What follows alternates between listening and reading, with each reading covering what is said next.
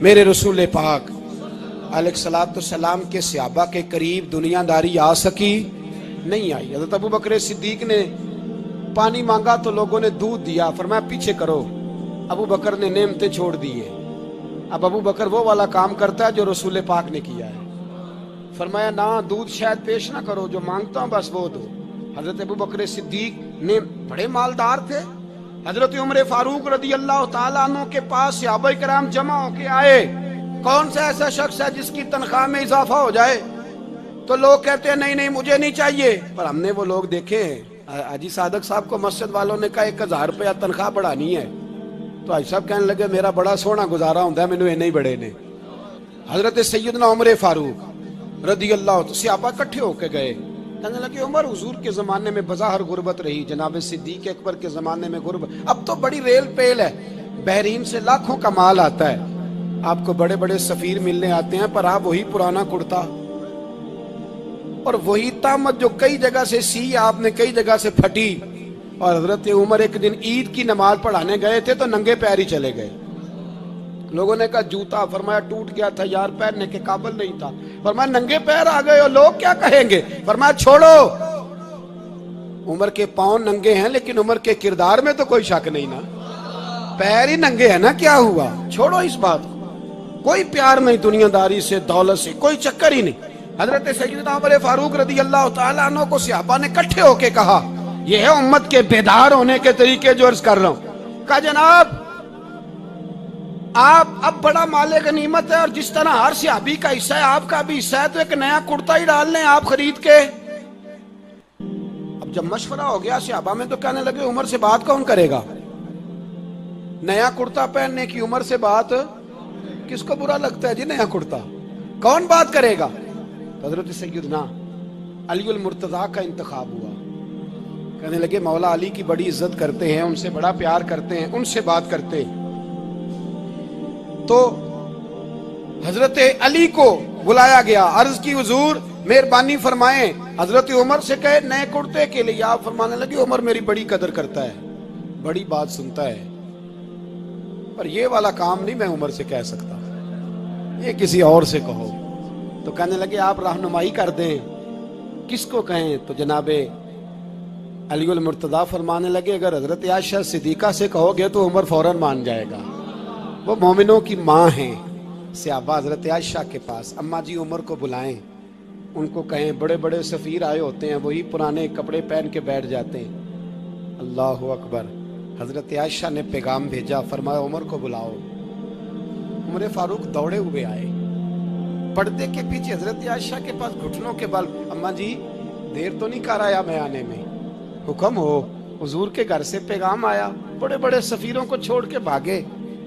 حضرت عائشہ صدیقہ کہنے لگی عمر دیکھو جائز پیسے ہوں تو اسلام اچھے لباس سے منع نہیں کرتا، اب بڑا بڑا مال آیا ہے، اب تیرا بھی حصہ ہے، تو صحابہ کرام کی خواہش ہے کہ نیا کرتا پہن لو، بڑے بڑے سفیر آتے ہیں، حرج بھی کوئی نہیں، جائز بھی ہے، کوئی منع نہیں۔ حضرت عمر نے گردن جھکا، جی اماں جی، جی اماں جی، جی اماں جی۔ حضرت عائشہ کہتی ہیں بات ختم ہوئی، عمر نے گردن اٹھائی تو عمر کی داڑھی آنسوؤں سے بھری ہوئی، کہتی ہے مجھے کہنے لگے اماں جی میں تو صرف مسجد میں دیکھا کرتا تھا، آپ تو مصطفیٰ کو دن رات دیکھتی تھی، جس طرح کے کرتے آمنہ کے لال نے پہنے ہیں مجھے بھی پہنا دو، میں تیار ہوں، میں پہن لوں گا، میں تیار ہوں، پر جس طرح کے میرے نبی نے پہنے۔ حضرت عائشہ کہتی ہے میں پھوٹ کے روئی، میرا پلو آنسوؤں سے بھر گیا۔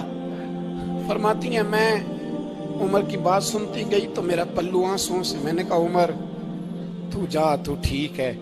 فرماتی ہے عمر فاروق سلام کر کے اٹھے، امیر المومنین چلے گئے، اس کونے میں صحابہ چھپے ہوئے تھے، وہ آئے، کہا اماں جی کیا بات ہوئی؟ تو میں پھر رو پڑی، میں نے کہا کیا بتاؤں، تمہیں پرانے کرتے نظر آتے ہیں، اسے محمد عربی کے جلوے نظر آتے ہیں، اسے رسول اللہ کا رنگ نظر آتا ہے، اسے وہ غلامی نظر آتی ہے۔ عمر کو دنیا سے پیار، اور دنیا سے پیار نہیں تھا، دعا پتہ کیا تھی؟ یوں جھولی اٹھا کے اللہ مرزقنا شہادتن فی سبیلک وجعل موت فی بلد حبیبک، اللہ عمر کو بسترے والی موت نہ دینا، موت شہادت کی دینا، اور میں میدان میں جا کے نہیں مرنا چاہتا، مجھے رسول اللہ کے شہر میں موت چاہیے، باہر جا کے نہیں، یہی میدان لگے مدینے میں، یہی موت آئے، اسباب بنا، میں مدینہ بھی نہیں چھوڑنا چاہتا۔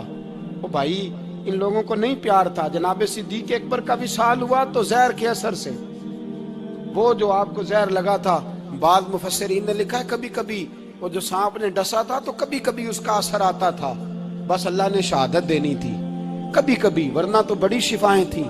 حضرت عمر شہید، حضرت عثمان، جناب علی، امام حسن، امام حسین، علی اکبر، علی اصغر، حضرت عباس، حضرت سعد بن معاذ، حضرت امیر حمزہ، مصعب بن عمیر، میرے محبوب نے تو لسٹ بنائی شہیدوں کی، لسٹ بنائی شہیدوں کی، شہادت سے پیار کیا رسول اللہ صلی اللہ علیہ وسلم کے غلاموں نے، پیار کیا شہادت سے، اسی لیے تو کافر اٹھ نہیں سکا کہ شہادت سے حضرت سعد بن معاذ رضی اللہ تعالیٰ عنہ کو زخم لگ گیا، جنگ سے زندہ آ گئے لیکن زخم ہے، رو کے کہنے لگے محبوبہ سارے شہید ہو گئے، میں ایسے ہی رہ گیا۔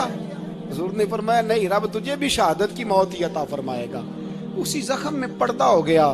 میرے بھائی حضرت عمر بن جموح رضی اللہ تعالیٰ عنہ 4 بیٹے لے کے احد کے میدان میں آئے، کہا محبوبہ میرے 4 ہی تھے، میں سارے لے آیا ہوں، سارے ہی قبول ہیں؟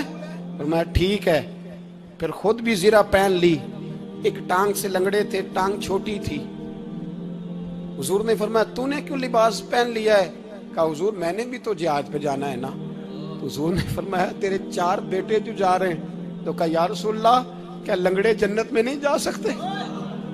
حضور لنگڑے اللہ کو قبول نہیں، میں نہیں جا سکتا۔ تو میرے نبی پاک صلی اللہ علیہ وسلم نے فرمایا نہیں، جنت تو تیرا انتظار کر رہی ہے۔ کہا حضور پھر میں بھی جاؤں گا، بچے جائیں گے تو میں بھی جاؤں گا۔ ایک بی بی احد کے دن 3 سال کا بچہ لے کے گھر سے نکلی، بیبیوں کو کہتی ہے میرا خامد بھی بدر میں شہید ہوا، بھائی بھی اور باپ بھی، آج حضور نے پھر بلایا ہے، دل کرتا تھا کوئی جوان بیٹا ہوتا تو میں پیش کرتی، پر اب میرے پاس یہ 3 سال کا ہی ہے۔ بچہ لیا مدینے میں مسجد نبوی میں، حضرت بلال سے کہنے لگی 2 منٹ حضور کا دیدار چاہیے۔ نبی پاک آئے، کیسے آئی ہو؟ کہنے لگی محبوبہ میں شہید کی بیٹی، شہید کی بہن، شہید کی بیوہ ہوں، میرے پاس اب جوان تو کوئی نہیں، یہ 3 سال کا ہی ہے۔ حضور نے مسکرا کے فرمایا یہ کرے گا کیا؟ کرے گا؟ کہنے لگی حضور سنا ہے اسلحہ تھوڑا ہے، ڈھال کی ضرورت ہے، لوہے کی ڈھال ہوتی تھی، جب تلوار آتی تھی تو آگے کی جاتی تھی۔ کہا محبوبہ میرا شہید کی اماں بننے کو بڑا دل کرتا ہے، یہ میرا 3 سال کا لے جاؤ، جب تیر آپ کی طرف آیا تو میرا بیٹا آگے کر دینا، یہ ڈھال کا کام تو دے گا نا۔ ہنستے ہوئے محبوب کی آنکھوں میں آنسو آئے، بچے کو پکڑ کے سینے سے لگایا، ماتھا چوما، فرمایا جا تیرے ساتھ وعدہ ہے، قیامت کے دن تجھے شہید کی اماں کہہ کے ہی پکارا جائے گا، وعدہ ہے تیرے ساتھ تجھے شہید کی۔ میرے بھائی مرنے کو دل ہی نہیں مسلمان، میرے نبی پاک صلی اللہ علیہ وسلم نے فرمایا جس کے دل میں کبھی شہادت کی آرزو پیدا نہیں ہوئی، اس کے سینے میں دھڑکنے والا دل مومن کا ہے ہی نہیں، وہ تو منافق ہے جو کبھی دین کے رستے میں شہید ہونے کو۔ میرے بھائیوں دین کو بڑی ضرورت ہے، بڑی ضرورت ہے، بڑی۔ اے خاصان رسول وقت دعا ہے، امت پہ تیری آ کے عجب وقت پڑا ہے، وہ دین جو بڑی شان سے نکلا تھا وطن سے، پردیس میں وہ آج غریب الغربا ہے۔ فریاد ہے اے کشتی امت کے نگہباں، بیڑا یہ تباہی کے قریب آن لگا ہے۔ اور ایک شاعر قلم توڑ گیا، کہنے لگا تجھ سے فریاد ہے اے گنبد خضرا والے، تجھ سے فریاد ہے اے گنبد خضرا والے، کعبے والوں کو ستاتے ہیں کلیسا والے، تجھ سے فریاد ہے اے گنبد خضرا۔ اپنے اندر دین کا درد پیدا کرو، ذوق پیدا کرو، مسلمان بن کے جینا